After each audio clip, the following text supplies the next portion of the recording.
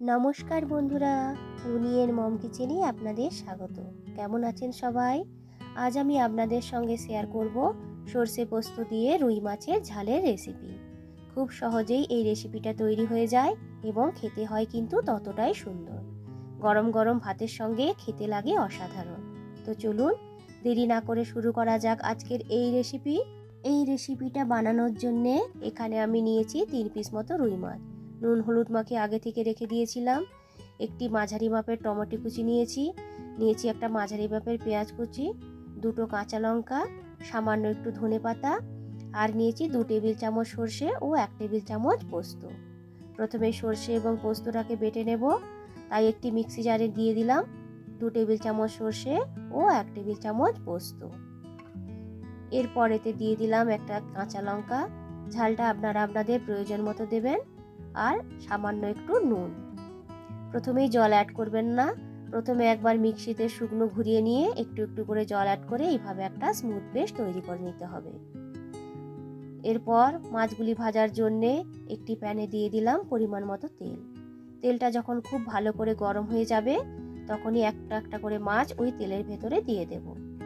মাছের এক দিকটা ভাজা হয়ে গেলে উল্টে দেব আরেক দিকটা ভেজে নেওয়ার জন্য। মাছগুলোকে খুব বেশি কিন্তু কড়া করে ভাজবো না, তাই দুদিকটা একটু ভালো করে ভাজা হয়ে গেলেই মাছগুলোকে তুলে নিয়ে রেখে দেবো একটি প্লেটে। এরপর ওই সেম তেলে দিয়ে দিলাম 1 টেবিল চামচ মতো কালো জিরে।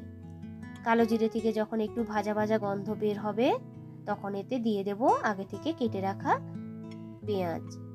পেঁয়াজটিকে ভালো করে কষে নিতে হবে, প্রায় মিনিট 2 মতো ভালো করে পেঁয়াজটিকে কষে নেওয়ার পর এরপর এতে দিয়ে দেব কেটে রাখা টমেটো কুচি।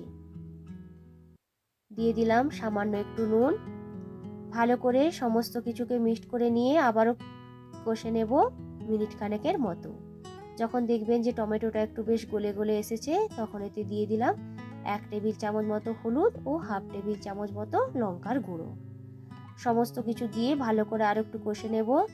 যখন দেখবেন যে মশলার গা থেকে তেলটা বেশ ছাড়া ছাড়া হয়ে এসেছে তখন এই সময় দিয়ে দেব আগে থেকে পেস্ট করে রাখা সর্ষে এবং পোস্তর মিশ্রণটি। মিক্সির জারে যেহেতু অনেকটাই মশলা ছিল তাই জল দিয়ে ধুয়ে একটু জল ওতে অ্যাড করে দিলাম। মশলাটিকে ভালো করে কষে নেব। দেখুন মশলাটা কিন্তু প্রায় শুকনো শুকনো হয়ে এসেছে। এই পর্যায়ে দিয়ে দিলাম পরিমাণ মতো জল। খুব বেশি জল এতে দেব না, অপেক্ষা করব এই গ্রেভিটি ফুটে ওঠার জন্য। যখন গ্রেভিটা খুব ভালোভাবে ফুটে উঠবে তখন আস্তে আস্তে করে ভেজে রাখা মাছগুলোকে ওই গ্রেভির ভেতরে দিয়ে দেব। ভালো করে খুন্তির সাহায্যে মাছগুলোকে গ্রেভির ভেতরে ডুবিয়ে দিয়ে ঢেকে রেখে দেব মিনিট 2 মতো। 2 মিনিট পর ঢাকনাটি খুলে নিয়ে মাছগুলোকে আর একটু ভালো করে নাড়াচাড়া করে নিয়ে উল্টে পাল্টে দেব। এরপরেতে দিয়ে দিলাম একটা চেরা কাঁচা লঙ্কা ও সামান্য একটু ধনেপাতা।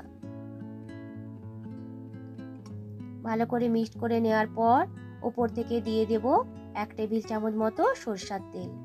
সরিষার তেলটা দেওয়ার পর কিছুক্ষণ ফুটিয়ে নিলেই কিন্তু তৈরি হয়ে যাবে আজকের এই রেসিপি। গরম গরম ভাতের সঙ্গে পরিবেশন করুন আজকের এই সর্ষে পোস্ত দিয়ে তৈরি রুই মাছের রেসিপিটি।